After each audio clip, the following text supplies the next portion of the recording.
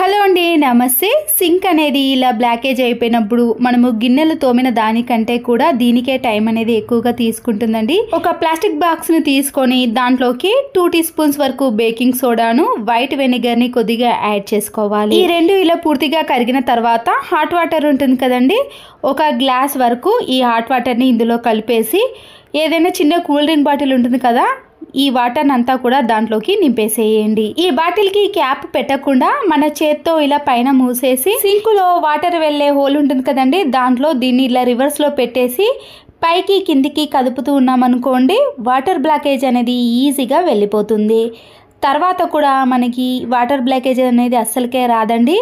ఇలా మనము ఒక 6 మంత్స్కి ఒకసారి కానీ 1 ఇయర్కి ఒకసారి ఇలా చేసామనుకోండి, సింకులో వాటర్ బ్లాకేజ్ అనే సమస్య అస్సలకే రాదండి. ఒక్క నిమిషంలోనే వాటర్ అనేవి పూర్తిగా వెళ్ళిపోతాయండి.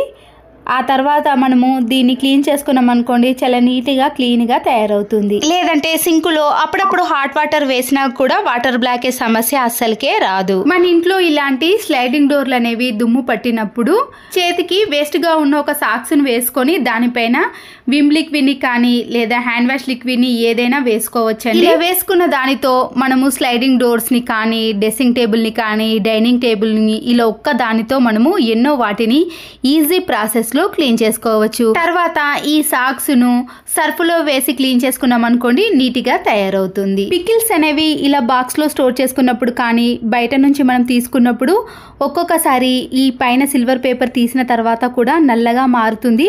స్పూన్ కూడా అందులో పెట్టేసామనుకోండి, ఆ పికిల్ వల్ల స్పూన్ కూడా నల్లగా మారిపోయినప్పుడు మనము ముందుగానే వేడి చేసిన వంట నూనె ఉంటుంది కదండి, దాన్ని ఇలా క్యాప్ కానీ ఎక్కడైతే నల్లగా అనిపిస్తుందో ఆ ప్లేస్లో ఇలా కాచిన నూనెను వేయటం వలన పికిల్లో వేసిన స్పూన్ కానీ చుట్టూ కానీ నల్లగా మారకుండా పికిల్ అనేది చాలా రోజుల పాటు ఫ్రెష్గా ఎలాంటి స్మెల్ లేకుండా ఉంటుంది. పిల్లలు డ్రాయింగ్ వేసే కలర్స్ ఉంటాయి కదండి, అది ఖాళీ అయిపోయినాక వాటిని నీట్గా కడిగి ఇలా డబుల్ గమ్ టేపును 2 సైడ్లో చివర్లో అతికించేసేయండి.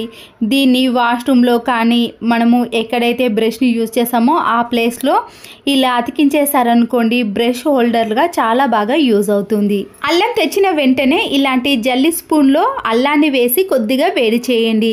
దీనివల్ల దాంట్లో ఉండే తడి పూర్తిగా పోతుంది. ఎన్ని రోజులు స్టోర్ చేసుకున్నా కూడా పాడవకుండా ఉంటుంది. మిక్సీ జార్ల యొక్క బ్లేడ్ అనేవి షార్ప్నెస్ తగ్గిపోయినప్పుడు కానీ లేదా గట్టిగా ఇలా తిప్పినా కూడా తిరగనప్పుడు వాటర్ని కొద్దిగా వేడి చేసి ఈ మిక్సీ జార్లో వేసుకొని ఒక 2 మినిట్స్ పాటు అలాగే ఉంచేసేయండి.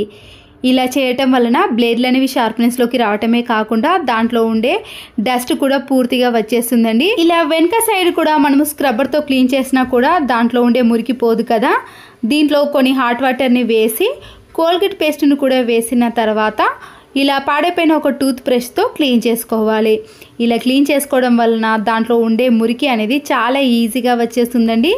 ఇలా ఎన్ని సంవత్సరాలు పట్టిన జిడ్డునైనా ఈజీగా తొలగించుకోవచ్చు. మరొకసారి ఫ్రెష్ వాటర్ని వేసి క్లీన్ చేసుకున్నాను చూడండి, ఎంత నీట్గా ఎంత క్లీన్గా కనబడుతుందో. మన ఇంట్లో ఉండే అన్ని మిక్సీ జార్లను ఇలా ఒకేసారి క్లీన్ చేసుకోవచ్చు. సమ్మర్లో నిమ్మకాయల ప్రైస్ అనేది ఎక్కువగా ఉంటుంది కదండి, మనము ఒక్క నిమ్మకాయతోటే రసాన్ని ఎక్కువగా తీసుకోవాలి అంటే ప్రతిసారి నిమ్మకాయలను కట్ చేసేటప్పుడు ఇలా 2 భాగాలుగా కట్ చేసాం కదండి, ఇలా కట్ చేసినప్పుడు దాంట్లో ఉండే నిమ్మరసం అనేది చాలా తక్కువగా వస్తుంది.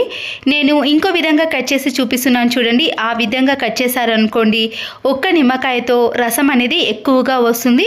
అప్పుడు నిమ్మకాయలను ఎక్కువగా యూజ్ చేయాల్సిన పని కూడా ఉండదు. చూడండి, 2 భాగాలుగా కట్ చేసిన రసానికి మనము 4 భాగాలుగా కట్ చేసిన రసానికి డిఫరెంట్ తెలిసింది కదండి. ఇలా ఎక్కువగా నిమ్మరసాన్ని తీసుకోవాలంటే ఈ టిప్ అనేది యూజ్ అవుతుంది. ప్రతిరోజు మనము రైస్ని కడిగిన తర్వాత ఆ వాటర్ని వేస్ట్ అని పడేస్తాం కదండి, చెట్లకు వేసినా కూడా చెట్లు అనేవి గ్రోత్ ఎక్కువగా ఉంటుంది.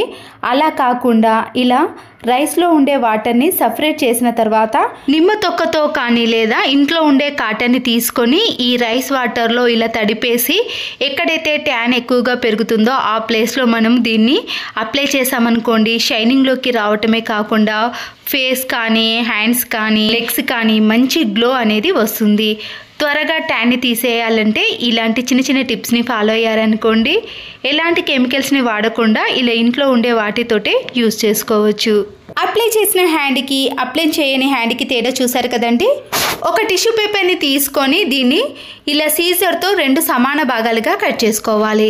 మన ఇంట్లో ఉండే పసుపు ఉంటుంది కదండి, దాన్ని ఇలా 1 టీ స్పూన్ వరకు వేసి ఇలా పొట్లం మాదిరిగా రెండింటిని కట్టేసి రబ్బర్ బ్యాండ్ని కానీ లేదా దారాన్ని చుట్టేసేయండి.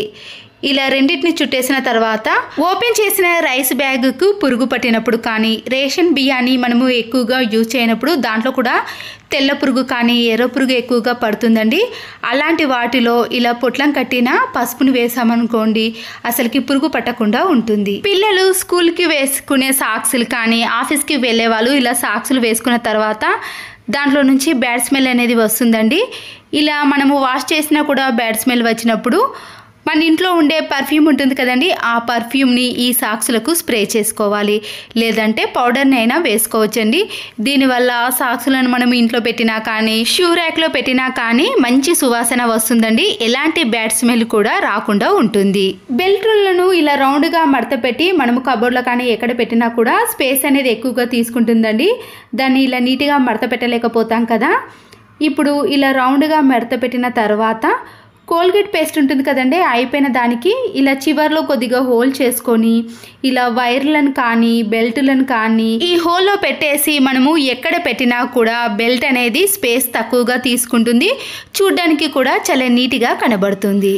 వాషింగ్ మిషన్లో బట్టలు వేసేటప్పుడు 1 టీ స్పూన్ ఇది వేసారనుకోండి బట్టలు అనేవి ముడతలు కాకుండా ఐరన్ చేయాల్సిన పని కూడా ఉండదండి. నేనైతే ఇక్కడ కాటన్ డ్రెస్లు, శారీస్, షర్ట్స్, జీన్ ప్యాంట్లు అన్నీ వేసానండి. ఇలా అన్నీ వేసిన తర్వాత మనము వాషింగ్ మిషన్లో వేసే లిక్విడ్ని కంఫర్ట్ని కూడా కొద్దిగా యాడ్ చేసిన తర్వాత ఒక చిన్న బౌల్ని తీసుకొని 1 టీ స్పూన్ వరకు కార్న్ఫ్లవర్ పౌడర్ని కూడా వేసుకోండి. ఇది వాటర్లో పూర్తిగా కలిసిపోవాలండి. ఎక్కడ ఉండలు లేకుండా చూసుకున్నాకనే ఇలా లిక్విడ్ మాదిరిగా ఉన్న తర్వాత మనము కంఫర్ట్ వేసిన దాంట్లో కానీ లేదా డైరెక్ట్గా బట్టలల్లో వేసినా ఎలా వేసినా పర్వాలేదండి.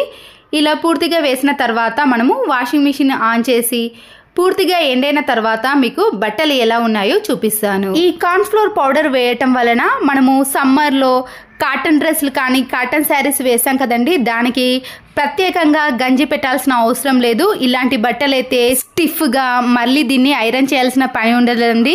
మనము ఎక్కువగా గంజి పెట్టేసామనుకోండి ఖచ్చితంగా ఐరన్ చేయాల్సిన పని ఉంటుంది కదా. ఇలా కార్న్ఫ్లోర్ పౌడర్ని కొద్దిగా వేసి చూడండి, ఎలాంటి బట్టలైనా చాలా నీట్గా ముడతలు లేకుండా ఐరన్ చేయాల్సిన పని కూడా ఉండదు. అంతే కదండి, కాలర్పై ఉండే మురికిని కూడా ఇట్టే తొలగిస్తుంది. ఇలాంటి కాటన్ డ్రెస్లే కాకుండా సిల్క్ డ్రెస్లు, జీన్ ప్యాంట్లు, టీషర్ట్స్ ఏవైనా సరేనండి చాలా నీట్గా ముడతలు లేకుండా ఉంటాయి. ఈ వీడియో కానీ మీకు నచ్చినట్లయితే తప్పకుండా ఒక లైక్ చేసి మీ ఫ్రెండ్స్కి కానీ రిలేటివ్స్కి షేర్ చేయండి. మరో యూస్ఫుల్ వీడియోతో మళ్ళీ కలుద్దాం. Thanks for watching.